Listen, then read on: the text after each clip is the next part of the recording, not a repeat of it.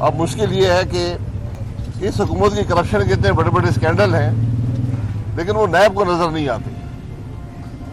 جو auditor general کی رپورٹیں ہیں ذرا ان کو پڑھ لیں اگر چیئرمین صاحب، تو ان کو پتہ چلے گا کہ آج کوئی منسٹری نہیں ہے جس کے اندر کرپشن کا اربوں کا، سینکڑوں ارب کے اسکینڈل ہر منسٹری میں آج موجود ہیں. اور یہ میں نہیں کہہ رہا، یہ آڈیٹر جنرل خود کہہ رہا ہے. آپ بجلی کو دیکھ لیں، آپ ملک میں LNG کی جو پروکیورمنٹ ہوئی ہے اس کو دیکھ لیں، آپ دوائیوں کے اسکینڈل دیکھ لیں، آپ زمینوں کے اسکینڈل دیکھ لیں، آپ ملک کے اندر گندم کے اسکینڈل دیکھ لیں جو کچھ صوبائی حکومت میں ہو رہا ہے، جو افسران کر رہے ہیں. اور سب سے بڑھ کر نیب اپنے گھر کے اندر ذرا معائنہ کرے. آج اس ملک کا کرپٹ ترین ادارہ اگر کوئی ہے تو وہ نیب خود ہے. کوئی ریئل اسٹیٹ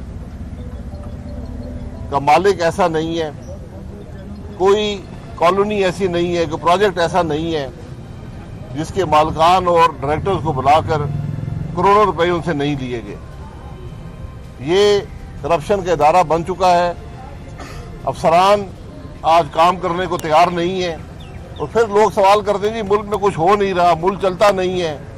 تو جب آپ یہ کام کریں گے، جب نیب ایک سیاست کھیلنے کا ادارہ بن جائے گا، جب نیب اپوزیشن کو دبانے کا ادارہ ہوگا جس کے اندر چیئرمین بھی ملوث ہو، ادارے کے افسران بھی ملوث ہوں، جو خود کہتے ہیں کہ یار ہمیں پتہ ہے کیسوں میں کچھ نہیں، ہم مجبور ہیں، تو پھر وہاں پر کون سا انصاف رہ جاتا ہے؟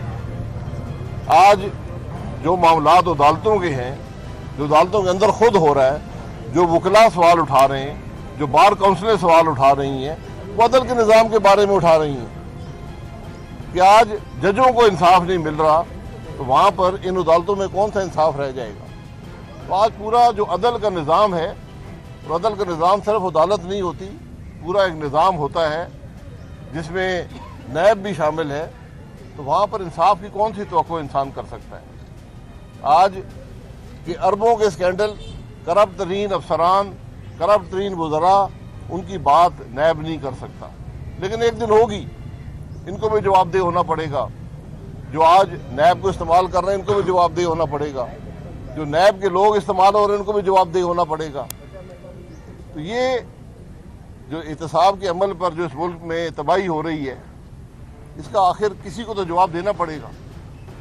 تو یہ معاملات تھے جو آپ کے سامنے رکھنے تھے. جی اچھا شاہ صاحب، افغانستان کی صورتحال سب کے سامنے، لیکن مسلم لیگ نون کا ابھی تک کوئی واضح موقف سامنے نہیں آ رہا، تو اس پر حکومت کی طرف سے الزامات بھی لگے. دوسری بات، میرا سوال یہ بھی ہے کہ اس وقت پاکستان کی خارجہ پالیسی کون چلا رہا ہے؟ کیونکہ 15 اگست جب پوری دنیا میں ہلچل مچی ہوئی تھی، کابل ٹیک اوور ہو رہا تھا، ہمارے جو وزیر خارجہ صاحب ہیں وہ ملتان میں محرم کی سیکورٹی کا جائزہ لے رہے تھے.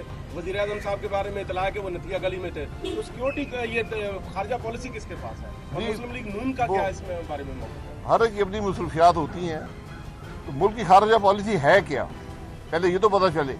اور یہی بات مسلم لیگ نون نے کہی ہے، یہی بات شہباز شریف صاحب نے کی ہے جو لیڈر اپوزیشن ہے. انہوں نے کہا ہے کہ افغانستان کو جو مسئلہ ہے اس کے فیصلے بند کمروں میں نہیں ہونے چاہیے.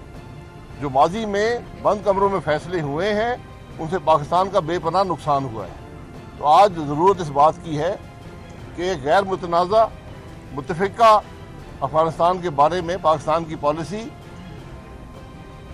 پارلیمنٹ کی جوائنٹ سٹنگ میں طے کی جائے اور اس کے مطابق آگے چلا جائے. کیونکہ افغانستان کے معاملات جو ہیں، ہمارا ہمسایہ ملک ہے، وہاں پر 40 سال سے جنگیں بھی رہی ہیں، خانہ جنگی بھی رہی ہے، انتشار بھی رہا ہے، اور سب سے زیادہ اس کا اثر پاکستان پر ہوتا ہے. ہم نے کروڑوں پناہ گزین کو یہاں پر پناہ دی ہے.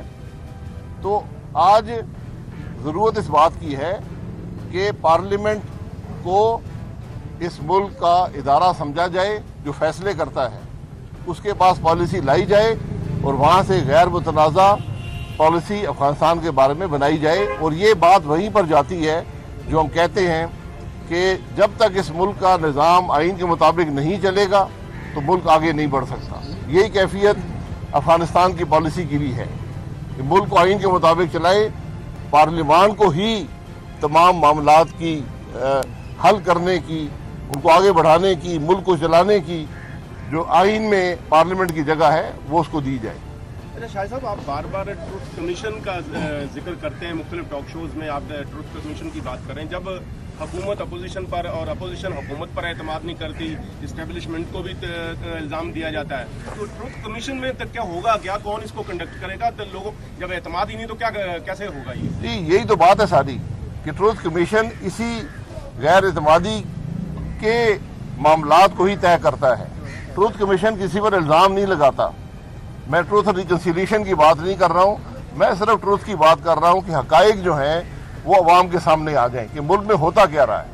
वो सिर्फ ट्रुथ कमीशन जो होता है वो सिर्फ कंसोलिडेट करता है जो मुल्क के अंदर फैक्ट्स होते हैं कि हुआ क्या है, हर एक की राय ले लेता है, उसको डॉक्यूमेंट करके अवाम के सामने रख देता है। आप अफगानिस्तान के मसले को देख लें, आज 40 साल गुजर चुके हैं, जो असरात पाकिस्तान पर हुए हैं उनकी आप जो नुकसानात हुए हैं, जो शहीद हैं वो हज़ारों लाखों की तादाद में हैं। जो मुल्क के वसाइल का नुकसान हुआ है उसका आप अंदाज़ा भी नहीं लगा सकते, जो मुल्क की तरक्की रुकी है उसका अंदाज़ा नहीं लगा सकते, जो मुल्क के माशरे पर असरात पड़े हैं उसका अंदाज़ा नहीं लगा सकते। तो ये हकाइक जो हैं ये एक ट्रुथ कमीशन में ही इकट्ठे करने पड़ेंगे ताकि इस मुल्क के अवाम कम से कम ये देख सकें कि हमारे मुल्क में होता क्या रहा है। क्योंकि मैं अक्सर कहता हूँ कि जो हमारे मुल्क में जो नज़र आता है वो होता नहीं है और जो होता है वो नज़र नहीं आता। आइंदा इलेक्शन के बाद आप वज़ीर-ए-आज़म किसको देख रहे हैं, शाहिद खान अब्बासी को, बिलावल भुट्टो को या इमरान खान को? क्योंकि पीटीआई का दावा है, कुछ उनके जो सोशल मीडिया के लोग हैं, यूट्यूबर्स, वो कह रहे हैं कि जो सर्वे आया उसमें 80% लोग जो है वो इमरान खान के साथ हैं।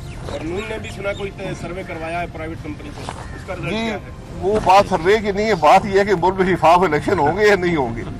असल बात तो यह है, पहले उसका तय कर लें कि हमने इलेक्शन चोरी करने हैं या मुल्क को हमने अवाम की राय का एहतराम करना है।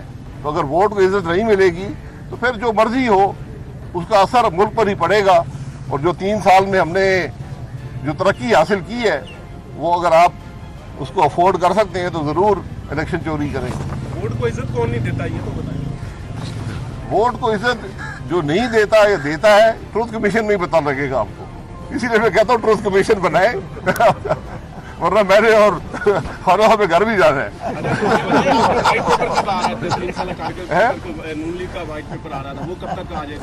जी वो हम कर रहे हैं, इस हफ्ते से शुरू कर रहे हैं एक एक इशू पर कि क्या मुल्क में करप्शन हुई है, क्या इन 3 सालों में मुल्क का नुकसान हुआ है। बहुत शुक्रिया। YouTube पर गूगली न्यूज देखने के लिए youtube.com की सर्च बार में गूगली न्यूज टीवी टाइप करें। गूगली न्यूज के पेज पर सुर्ख रंग के सब्सक्रिप्शन वाले बटन पर क्लिक करना ना भूलिए। YouTube पेज पर अपलोड होने वाली वीडियो से बाखबर रहने के लिए बेल आइकन पर क्लिक कीजिए। आपको हर नई वीडियो के बारे में नोटिफिकेशन मौसूल हो जाएगा।